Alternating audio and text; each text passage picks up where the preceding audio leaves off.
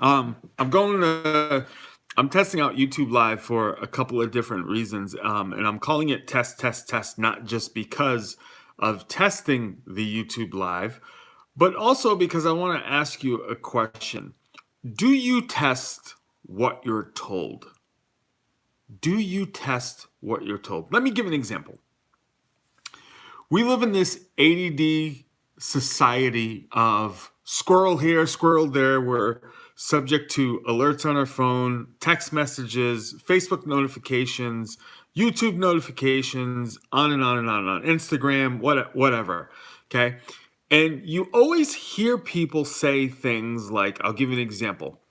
People will say things like, your videos need to be short. Okay.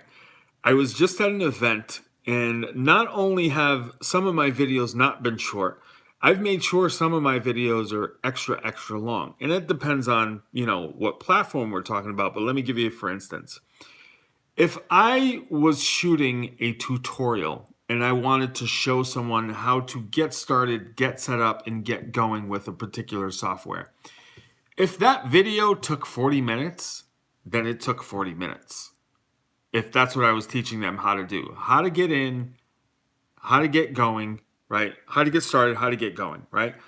And so when people talk about, let's say, YouTube videos, and they say things like, your videos need to be short, it's kind of like, well, who told you that? And why do people just blindly follow things that they just heard somewhere else? The example would that be is like if you test your videos for the amount of views, watch time, etc., engagement, leads, that will tell you the story, not the length of the video. So for instance, if all of your short videos generated tons of leads and tons of cash and tons of sales, then awesome. But if your longer videos, give you more leads, more sales, more engagement, then wouldn't it make sense to go with the longer videos? So again, the question is, do you test what you're told? Here's another example. We're blindly told, or actually we're told, not blindly told. We're told to get a job, go to college, all this stuff. Find a safe, secure job. You guys all know this if you watch YouTube videos because this is not new to you. But if this is a friend or family member watching this, and you go about life and then you realize that, hey, I don't have everything that I want from working my job. And if anything, I'm constantly stressed out. I don't make nearly enough as I think that I'm worth. I don't have the happiness and joy of working my quote job, right? And you go on and then you find out, hey, I'm going to go do my passion for a couple of years just because it makes me happy. But everyone tells you you're absolutely crazy, you're nuts, this and that, the other. And then lo and behold, after a couple of years, okay, you not only make almost the same money, but you don't drive in traffic. You don't deal with coworkers you hate or bosses you hate. You don't have to ask for permission when you go on vacation. All these different things. And then you soon find out that mostly everything that you've been told no longer is true in your life. And so again, do you test what you're told? Last example as I test out this YouTube Live is, there's a lot of marketing strategies out on the internet. And I've always told people in my small circle, okay? I've always told people in my small circle that I love doing YouTube because over Facebook for a variety of different reasons. And I see I got 3 people watching, which is crazy because I wasn't expecting any. Okay, so when it came to doing YouTube videos over, let's say, doing videos on Facebook, and I said here was my reason why, was because when I would post videos on YouTube and have them SEO optimized, etc., I would get more traffic to my video and more link clicks and more sales than if I did something or made a post on Facebook. And so I always found it interesting that on YouTube, I generated more results than I did on Facebook. And today, again, I was at an event and I can't see how many people. Now there's only one person watching, but it doesn't matter. I was surprised that there was even 3 in the first place. I was at an event today, and one of the key takeaways was this. There was a couple of younger guys, they're definitely millennials, and they do YouTube videos, they do Instagram, their Facebook, everything, right? Now, they didn't talk about YouTube being their place for #1 engagement. They didn't talk about YouTube for the amount of likes. Here's what they said about YouTube. They said that YouTube was their #1 source for actual leads and sales. I found that to be very interesting. YouTube was their #1 place for leads and sales. Not Instagram, not Facebook, not Snapchat, even though these guys were millennials. And I sat there and I said, that's really, really interesting. Because again, do you test what you're told? Do you test it again? Like someone gives you advice or some information, do you go test it or do you just take their word as gospel? That's all. So I don't want to make this video too long, although let me share one other tip that these guys gave.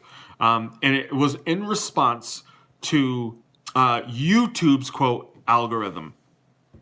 So again, people always say your videos need to be short. Here's an example of how it goes against what the results and what they see showing up in their testing. So they said with YouTube's recent updates that watch time has always been important, and watch time is how much people actually watch of your video. And a key metric is them watching over 50% of your video. So it's better to have a longer video where people watch 50% of versus a 2-minute video or 3-minute video that people watch 50% of.